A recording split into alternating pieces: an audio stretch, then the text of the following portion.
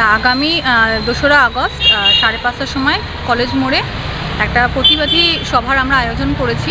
সেটা হচ্ছে অভয়া মঞ্চের পক্ষ থেকে।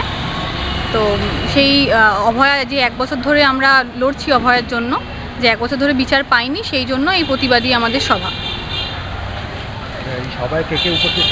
এই সভায় আমাদের চিকিৎসক আর হচ্ছে নাট্য ব্যক্তিত্বরা থাকবে। চিকিৎসকদের মধ্যে থাকবে হচ্ছে ডক্টর, আমি একটু নামগুলো বলছি, সেটা হচ্ছে ডক্টর পূর্ণব্রত গুণ, হচ্ছে doctor Tamonath Chowdhury, doctor Ashfaqulla Naiya, doctor Subarna Goswami, doctor শতাব্দী মিত্র। আর আমাদের হচ্ছে অভিনেতাদের মধ্যে থাকবেন হচ্ছে যারা নাট্যকার বা অভিনেতা, তাদের মধ্যে থাকবেন হচ্ছে দেবদূত ঘোষ, এদিকে হচ্ছে উষস্বী চক্রবর্তী, আর হচ্ছে শ্রীলেখা মিত্র।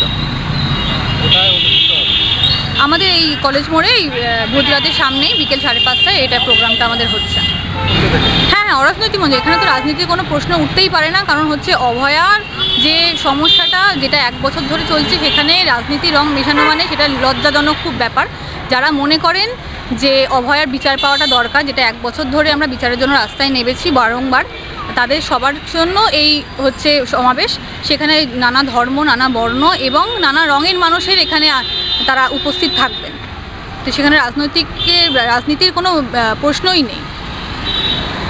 দর্শকদের উদ্দেশ্যে আমাদের একটাই মানে বলার, দাবি তো আমরা বলতে পারি না, আমাদের একটা জিনিসই বলার, যে চারিদিকে যেভাবে অভয়া শুধু নয়, অভয়ের মতন আরও অনেক অভয়া আছে, অনেক উমারা আছে, যারা এই যাবৎকালে এই সমস্যার সম্মুখীন হয়েছেন এবং এই খুব দুঃখজনক ঘটনার সম্মুখীন হয়েছেন। তাদের জন্য আমাদের এই লড়াই, যে অভয়াকে ভিত্তি করে গত 1 বছর ধরে আমরা বিভিন্নভাবে পথে নেমেছি, বিভিন্নভাবে পথে থেকেছি। গোটা সাধারণ মানুষ যারা পথে থেকেছেন, তাদের সবার কাছে আমাদের একটাই কথা বলা, যে এই প্রতিবাদে আমাদের সাথে থাকুন আর এই প্রতিবাদ সভাটিকে আপনারা সফল করুন। প্রায় 1 বছর হয়ে গেল, এখনো দোষীর শাস্তি হলো না, কি বলবেন? হ্যাঁ, সেটার জন্যই আমাদের লড়াই। এখন যারা সরকারে আছেন, যেই সরকার আমাদের চলছেন, তাদের হাতে সবটা।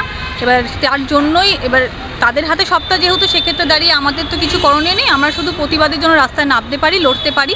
সেটাই আমরা লড়ছি, বিগত 1 বছর ধরে লড়ছি। আপনারা সবাই জানেন, বিভিন্ন মাধ্যম থেকে আপনারা জানতে পারছেন যে এখনও অবধি অভয়া কোনো বিচার পায়নি। সেই বিচারের 9 তারিখ হলে পরে 1 বছর পূর্ণ হবে।